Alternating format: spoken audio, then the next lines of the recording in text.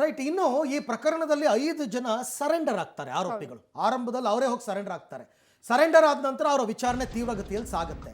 ಆ ಸಂದರ್ಭದಲ್ಲಿ ಪೊಲೀಸರು ಕಲೆ ಹಾಕಿರ್ತಕ್ಕಂಥ ಕೆಲವೊಂದಷ್ಟು ಮಾಹಿತಿಗಳನ್ನು ರಿಮ್ಯಾಂಡ್ ಅಪ್ಲಿಕೇಶನ್ ಅಲ್ಲಿ ಅವರು ಮೆನ್ಷನ್ ಮಾಡಿದ್ದಾರೆ. ಹಂತಕರು ಹತ್ಯೆ ಪ್ಲಾನ್ ಅನ್ನ ಮಾಡಿದ್ದು ಹೇಗೆ, ಯಾವ ಥರ ಪ್ಲಾನ್ ಮಾಡಿದ್ರು, ಹತ್ಯೆಯ ಬಳಿಕ ಸ್ಟ್ರಾಟಜಿ ಹೇಗಾಗಿತ್ತು, ಕೊಲೆ ಆದಮೇಲೆ ಅವರವರಲ್ಲೇ ಗಲಾಟೆ ಆಗ್ಬಿಟ್ಟಿದೆ. ಸೊ ಇದೆಲ್ಲವನ್ನ ಕೂಡ ರಿಮ್ಯಾಂಡ್ ಅಪ್ಲಿಕೇಶನ್ ಅಲ್ಲಿ ಅವರು ಬರೆದಿದ್ದಾರೆ. ಆ ಎಕ್ಸ್ಕ್ಲೂಸಿವ್ ಡೀಟೇಲ್ಸ್ ಅನ್ನು ನಿಮಗೆ ನಾವು ಕೊಡ್ತಾ ಹೋಗ್ತೀವಿ. ಬಿಕ್ಲು ಶಿವ ಹತ್ಯೆಯ ನಂತರ ಏನಾಯಿತು ಅಂತಂದ್ಬಿಟ್ಟು ಪ್ಲಾನ್ ಮಾಡಿರೋದು ಬೇರೆ, ಪ್ಲಾನ್ ಮಾಡಿರ್ತಕ್ಕಂಥದ್ದು ಬೇರೆ. ಮತ್ತು ಈ ಪ್ರಕರಣದ ಮೊದಲ ಆರೋಪಿ ಜಗದೀಶ್ ಅಲಿಯಾಸ್ ಜಗ್ಗ ಇನ್ನೂ ಸಿಕ್ಕಿಲ್ಲ. ಅದನ್ನು ಬಿಟ್ಟು ಉಳಿದ 5 ಜನರನ್ನ ಇಂಟ್ರಾಗೇಟ್ ಮಾಡಿದಾಗ ಏನೇನು ವಿಚಾರಗಳು ಗೊತ್ತಾಯಿತು ನೋಡಿ. ಬಿಕ್ಲು ಶಿವ ಹತ್ಯೆಯ ಬಳಿಕ ಆರೋಪಿಗಳ ಮಧ್ಯೆನೇ ಗಲಾಟೆ ಆಗುತ್ತೆ, ಬೇರೆ ಬೇರೆ ವಿಚಾರ ಗಲಾಟೆ ಆಗುತ್ತೆ. ಯಾಕೆ ಗಲಾಟೆ ಆಯಿತು ಅಂತಲೂ ನಾನು ಹೇಳ್ತೀನಿ. ಶಿವನನ್ನು ಹತ್ಯೆ ಮಾಡುವಂತಹ ಸಂದರ್ಭದಲ್ಲಿ ಆ ಹೊಡೆದಾಟ ಬಡದಾಟದಲ್ಲಿ ಈ ಆರೋಪಿಗಳಿಗೂ ಕೂಡ ಮಚ್ಚಿನ ಏಟು ತಗಲಿತ್ತಂತೆ, ಮಿಸ್ ಆಗಿ ಅವರವರೇ ಹೊಡೆದಾಡ್ಕೋಬೇಕಾದ್ರೆ ತಗಲಿತ್ತಂತೆ. ಅದಕ್ಕೊಂದು ಗಲಾಟೆ ಶುರುವಾಗುತ್ತೆ, ನಮ್ಮವ್ರಿಗೆ ಹೊಡೆದ್ರಿ ಅಂತಂದ್ಬಿಟ್ಟು. ಆಮೇಲೆ ಕೆಲವರು ಡಿಸೈಡ್ ಮಾಡಿದ್ರಂತೆ ನಾವು ಹೋಗ್ಬಿಟ್ಟು ಪೊಲೀಸರಿಗೆ ಸರೆಂಡರ್ ಆಗ್ಬೋಣ ಅಂತ. ಕೈ ಮಿಲಾಯಿಸಿ ಏಟ್ ಮಾಡ್ಕೊಂಡಿದ್ರು ಆರೋಪಿಗಳು ಪರಸ್ಪರ ಅಂತಕ್ಕಂಥದ್ದು ಕೂಡ ಈಗ ಗೊತ್ತಾಗ್ತಾ ಇರ್ತಕ್ಕಂಥ ವಿಚಾರ. ಕಿರಣ್, ವಿಮಲ್, ಪ್ರದೀಪ್, ಸ್ಯಾಮ್ಯುಯಲ್ ಮತ್ತು ಮದನ್ ಇವರೆಲ್ಲರೂ ಕೂಡ ಶರಣಾಗತರಾಗ್ತಾರೆ. ಆಮೇಲೆ ಕೊಲೆ ಬಳಿಕ ಅವಲಹಳ್ಳಿ ಕೆರೆ ಹತ್ರ ಏನೋ ಆ ಮಾರಕಾಸ್ತ್ರಗಳನ್ನು ಎಸೆದು ಹೋಗಿದ್ರಂತೆ, ಅದಿನ್ನೂ ಪತ್ತೆ ಆಗಿಲ್ಲ. ಇಲ್ಲಿ ತನಕ ಅದನ್ನು ರಿಕವರ್ ಮಾಡ್ಕೊಂಡಿಲ್ಲ ಪೊಲೀಸರು. ಮತ್ತು ಸ್ಥಳ ಮಹಜರ್ ಕೂಡ ಮಾಡಬೇಕಾಗಿದೆ. ಇನ್ನು ರಕ್ತದ ಕಲೆಗಳಿದ್ದ ಬಟ್ಟೆ, ಚಪ್ಪಲಿ, ಶೂ ಎಲ್ಲನ ಸುಟ್ಟಾಕಿದ್ರಂತೆ.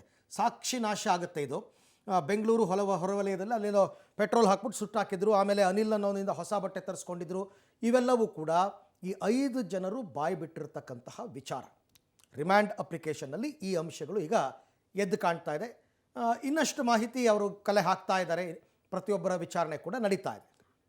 ಈ ಬಗ್ಗೆ ಮತ್ತಷ್ಟು ಮಾಹಿತಿ ನನ್ನ ಕೊಲೀಗ್ ನಾಗೇಶ್ ಅವರಿಂದ ಪಡ್ಕೊಳ್ಳೋಣ. ನಾಗೇಶ್, ಈಗ ಕೊಲೆಯ ನಂತರದ ಘಟನಾವಳಿಗಳನ್ನು ರಿಮ್ಯಾಂಡ್ ಅಪ್ಲಿಕೇಶನ್ಲಿ ಮೆನ್ಷನ್ ಮಾಡಿದ್ದಾರೆ, fine.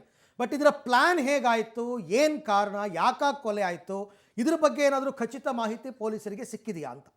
Arvind, rowdy sheeter Shivaprakash ಮರಣರಾದ ಮೇಲೆ ಹಂತಕರು ಏನೆಲ್ಲ ಪ್ಲಾನ್ ಮಾಡಿದ್ದಾರೆ ಅನ್ನುವಂಥ ವಿಚಾರಗಳು ತನಿಖೆ ವೇಳೆ ಗೊತ್ತಾಗಿರುವಂಥದ್ದು. ಆ ವಿಚಾರಗಳನ್ನು ತನಿಖಾ ರಿಮೈಂಡ್ ಕಾಪಿಯಲ್ಲಿ ಉಲ್ಲೇಖ ಮಾಡಿರುವಂಥ ಅಂಶಗಳು ಈಗ ಪಬ್ಲಿಕ್ ಟಿವಿಗೆ ಗೊತ್ತಾಗಿರುವಂಥದ್ದು.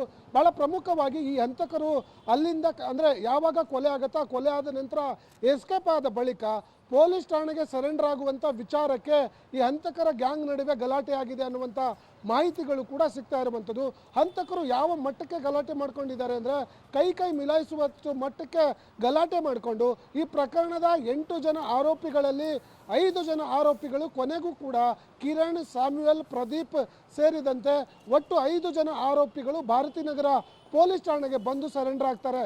ಅದಾದ ಬಳಿಕ ಪೊಲೀಸರು ಆರೋಪಿಗಳನ್ನು ವಶಕ್ಕೆ ಪಡೆದು ತನಿಖೆ ಮಾಡಿ ಒಂದಷ್ಟು ಮಾಹಿತಿಯನ್ನು ಕಲೆ ಹಾಕುವ ಕೆಲಸವನ್ನು ಮಾಡಿರುವಂಥದ್ದು. ಅದರಲ್ಲಿ ಈತ ಕೃತ್ಯದ ಬಳಿಕ ತಾವು ಧರಿಸಿಕೊಂಡಿದ್ದಂಥ ಬಟ್ಟೆ ಮತ್ತು ಕೃತ್ಯಕ್ಕೆ ಬಳಸಿದಂಥ ಮಾರಕಾಸ್ತ್ರಗಳನ್ನು ತೆಗೆದುಕೊಂಡು ಹೋಗಿ ಅವಲಹಳ್ಳಿ ಕೆರೆ ಬಳಿ ಎಸೆದು ಬಟ್ಟೆಗಳಿಗೆ ಬೆಂಕಿ ಹಾಕಿ ಸುಟ್ಟು ಹಾಕಿದ್ದಾರೆ ಅನ್ನುವಂಥ ವಿಚಾರಗಳು ಕೂಡ ಪೊಲೀಸರ ತನಿಖೆಯಿಂದ ಗೊತ್ತಾಗಿರುವಂಥದ್ದು. ಹಾಗಾಗಿ ಪೊಲೀಸರು ಈಗಾಗಲೇ ಸಾಕ್ಷಿ ನಾಶದಡಿ ಒಂದು ಕೇಸನ್ನು ದಾಖಲಿಸಿಕೊಂಡು ತನಿಖೆಗೆ ಮುಂದುವರಿಸಿದ್ದಾರೆ ಅನ್ನುವಂಥ ಮಾಹಿತಿಗಳು ಒಂದು ಕಡೆ ಆದರೆ, ಉಳಿದಂತೆ ಈ ಆರೋಪಿಗಳು ಯಾವ ಕಾರಣಕ್ಕಾಗಿ ಈ ಗಲಾಟೆ ಮಾಡ್ಕೊಂಡಿದ್ದಾರೆ ಅನ್ನುವಂಥ ಒಂದು, ಅದರ ಜೊತೆಗೆ ಈ ಒಂದು ಹಂತಕರು ಈ ಸ್ಕೆಚ್ ಏನು ಮಾಡ್ಕೊಂಡಿದ್ರು ಅದರ ಬಗ್ಗೆ ಒಂದಷ್ಟು ಮಾಹಿತಿಯನ್ನು ಕಲೆ ಹಾಕುವ ಕೆಲಸವನ್ನು ಮಾಡ್ಕೊಂಡಿರುವುದು.